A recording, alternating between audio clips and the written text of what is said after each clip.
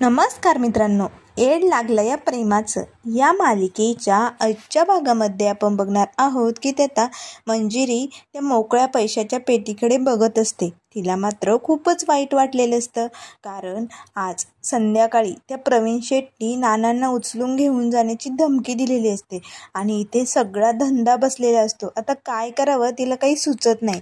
तर नाना मात्र डोक्याला हात लावून बसलेले असतात.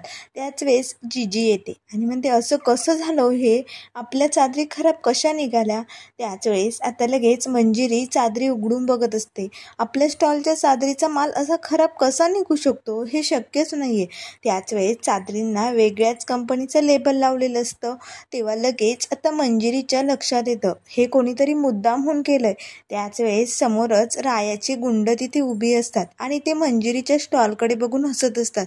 तेव्हा आता मंजिरीच्या लगेच लक्षात येतं की हे सगळं या लोकांनी केलंय. ती लगेच आपल्या नानांना बोलते, नाना मी जरा आलेच, असे म्हणून ती लगेच त्या लोकांकडे येऊ लागते. तर आता रायाचे मित्र लगेच तिथून धावत बाजूला जातात.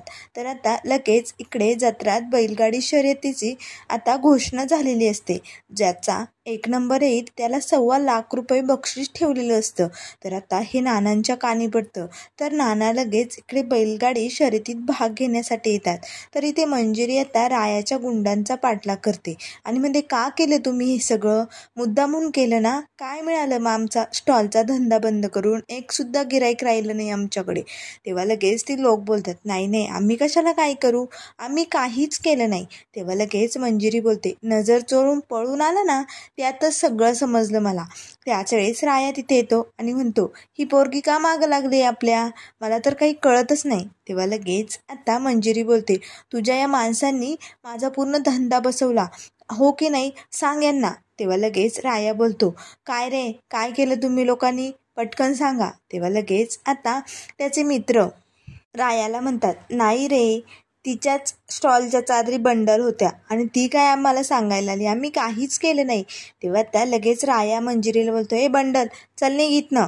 तेव्हा आता लगेच मंजिरी काही बोलणार तेच आता लगेच रायाचा मित्र बोलतो, तुला नीट ओढणी सांभाळता येत नाही, तसं आता या चादरीचं आमच्या अंगावरती नको लोटू, चल निघ. तेव्हा मंजिरी आता रागातच तिथून निघून जाते. तेव्हा त्या लगेच राया आपल्या मित्रांना बोलतो, खूपच रागात गेली रे, काही लोचा केला नाही ना तुम्ही लोकांनी? तेव्हा लगेच त्याचे मित्र बोलतात, नाही रे भावा, आणि तुला न विचारता आम्ही का काही करू, आम्ही काहीच केलेलं नाहीये. तेव्हा लगेच राया बोलतो, चला आता शर्यत सुरू होईल आणि तुला जिंकायचे बरं का. त्याचा एक मित्र असतो, त्याला आता रायाने बैलगाडी शर्यत खेळण्यासाठी उभं केलेलं असतं.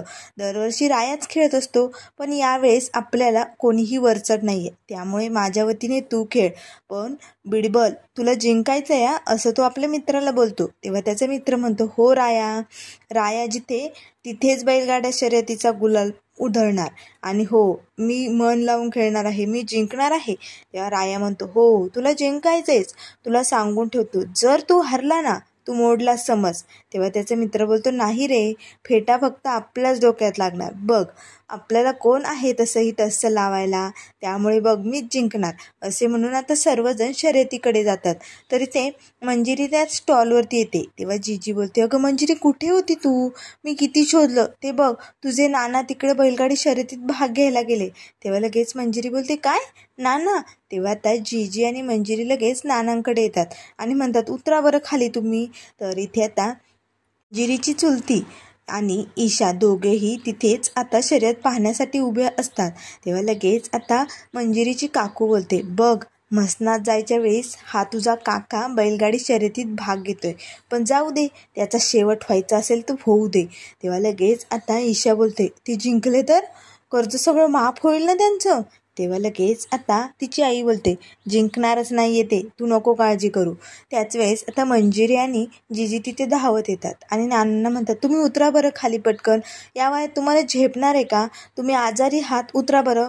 तेव्हा नाना बोलतात, नाही मी नाही उतरणार गं, किती कर्ज आहे, काय करणार आहेत आपण, दुसरा काही मार्ग नाहीये. संध्याकाळी तो प्रवीण शेट येईल, एवढा जत्राचा खरंच उत्सव होता आणि त्यात आपला धंदा बसलाय, त्यामुळे 1.25 लाखाचं बक्षीस आहे. आर नाही तर पार, जे व्हायचं ते होऊ दे. आज जर मला मोठा मुलगा असता तर त्याने भाग घेतला असता, पण काय करणार, त्यामुळे मी नाही उतरणार. तेव्हा लगेच जीजी बोलते, हे बघा, तुम्हाला माझी शपथ आहे, तुम्हाला जर काही झालं तर कोण आहे आम्हाला आधार म्हणून, आणि आपल्या लेकरांनी कुणाकडे बघायचं. तेव्हा लगेच उतरा बरं. आता मात्र नाना त्या बैलांकडे बघू लागतात. तेव्हा मंजिरी लगेच मनाशीच विचार करते, खरंच नाना बोलतायत ते खरं आहे. आज जर मोठा मुलगा असता तर, म्हणजे मी मोठी आहे, त्यामुळे मला हे कर्तव्य पार पाडावंच लागेल. आणि संध्याकाळी प्रवीण शेठ तसंही पैसे घ्यायला येणार आहे, त्यामुळे मला ही शर्यत जिंकायचीच, असे ती मनाशीच म्हणू लागते. तेव्हा लगेच जीजी म्हणत असते, उतरा बरं, तुम्हाला माझी शपथ आहे, उतरा पटकन. आता लगेच नाना त्या बैलगाडीतून उतरायला लागतात. तेच लगेच शर्यतीवाला समोरून माणूस येतो आणि म्हणतो, अहो का उतरताय तुम्ही, पैसे नकोत का. तेव्हा जीजी बोलते, हाडं मोडण्यापेक्षा ती पैसे नसलेली बरं आहेत. तेव्हा आता लगेच इथे मंजिरीची काकू हसू लागते आणि म्हणते, बघा बघा, घेतला उतरून, चालला होता बैलगाडी शर्यतीत भाग घ्यायला, ताटाखालचं मांजर, असे म्हणून ते दोघेही हसू लागतात. तर इकडे आता जीजी नानांना घेऊन स्टॉलवरती आलेली असते. तर आता इथे शर्यतीला सुरुवात होणार असते. प्रत्येक बैलगाडीवाल्यांचं नाव घेतलं जात असतं. त्याच वेळेस आता जीजी म्हणत असते, मी म्हटले होते ना तुम्हाला नाही झेपणार, बरं झालं तुम्ही उतरले, ते खूप चांगलं केलं ग बाई. त्याच वेळेस आता त्यांना लगेच आता मंजिरीचं नाव त्या शर्यतीत ऐकू येतं. तेव्हा लगेच जीजी बोलते, काय, या पोरीला कुठून अवधूस सुचली, चला पटकन, या पोरीने भाग घेतलाय, तिला अडवायला हवं, चला बरं. तर आता नाना आणि जीजी धावतच इकडे येतात. तर इथे मंजिरी त्या बैलांसमोर हात जोडून उभी असते आणि म्हणत असते, हे बघा, तुम्ही यातले नवीन नाही आहात, तुम्ही कायम हा खेळ खेळता, पण मी नवीन आहे, त्यामुळे माझ्या नानांसाठी तुम्हाला मला मदत करायची आहे, करताल ना, असे हात जोडून आता ती बैलांना म्हणत असते. तर तिथेच राया आणि त्याचा मित्र बैलगाडीत उभे असतात. तेव्हा आता ते मंजिरीकडे बघून हसत असतात. तेव्हा राया बोलतो, ए बाई, तुला ओढणी नीट सांभाळता येत नाही, तेव्हा तू कासरा कशी सांभाळशील, कशी बैलगाडी चालवणार आहे तू, इकडे कधी उडून पडशील ना, तुला कळणार सुद्धा नाही. तेव्हा आता लगेच मंजिरी रायाकडे रागानेच बघते आणि म्हणते, मी हरे नाही तर जिंकेन, तुला काय करायचंय, तुझ्यासारखं मी दुसऱ्यांचं वाईट कधीच चिंतत नाही. तेव्हा त्या राया लगेच आपल्या मित्राला बोलतो, असं काय बोलली ती, मी काय वाईट केलं हिचं. तेव्हा लगेच त्याचे मित्र बोलतात, तू नको लक्ष देऊ रे तिच्याकडे, तू आपापलं लक्ष दे. तेव्हा राया म्हणतो, हे बघ, तुला जिंकायचे बरं का, सांगून ठेवतो पठ्ठ्या. तेव्हा त्याचा मित्र बोलतो, हो मीच जिंकणार आहे. तसं ही ओढणीवाली काही जिंकणार आहे का, ती तर हरणारच आहे. आता मात्र मंजिरी इथे कासरा हातात देऊन उभी असते. त्याच वेळेस तिची काकू इकडून म्हणत असते, ही पोरगी ना अगदी दृष्ट लागायजोगच काम करते, डोक्यावर पडली का ही, हिने शर्यतीत भाग घेतलाय, नाही नाही नाही. तेव्हा लगेच ईशा बोलते, अगो पण ही जिंकली तर. तेव्हा तिची काकू बोलते, नाही नाही, शक्यच नाही, करंजीसारखी कुठे उडून पडेल ना, हिचा इलाज करणार नाही. त्याच वेळेस नाना आणि जीजी तिथे येतात आणि म्हणतात, अगं ए मंजिरी, काय करतेस तू, उतर बरं पटकन खाली, चल पटकन, तू भाग घेऊ नको. त्याच वेळेस लगेच तिथे एक माणूस येतो आणि म्हणतो, व्हा बाजूला, आता लगेच शर्यतीला सुरुवात होणार आहे, पटकन बाजूला व्हा. तर नाना आणि जीजीला तो माणूस बाजूला लोटत असतो. तेव्हा लगेच राया बोलतो, झाला का नाही इमोशनल ड्रामा, चला शर्यतीला सुरुवात होणार आहे. तर इथे आता 1 2 3 म्हटलं जातं आणि सर्व बैलगाड्या पळवू लागतात. त्याच वेळेस आता लगेच सर्वजण पुढे गेलेले असतात, पण मंजिरी मात्र तिच्याच जागेवरती उभी असते. तेव्हा नाना बोलतात, अगं ही पोरगी पुढे का जात नाहीये. तर तिचा छोटा भाऊ असतो, तो म्हणत असतो, ताई गाडी पळव, ताई गाडी पळव. तर मात्र मंजिरी बैलांना म्हणत असते, चला ना, का थांबलायत, पळा ना. तेव्हा लगेच राया बोलतो, अगं ए बाई, असे नाही पळत ते. आता लगेच राया त्या बैलांना जोरात ओरडतो. आता ते बैल पळू लागतात. तर मंजिरी आता गाडी चालवत असते, पण मात्र इथे मंजिरीची गाडी तिथे समोर चिखल असतो, त्यात फसलेली असते. आता मात्र नाना आणि जीजी म्हणतात, अरे बापरे, मंजिरीची गाडी फसली, आता काय करायचं. तर राया मात्र आता तिला इथे मदत करतो.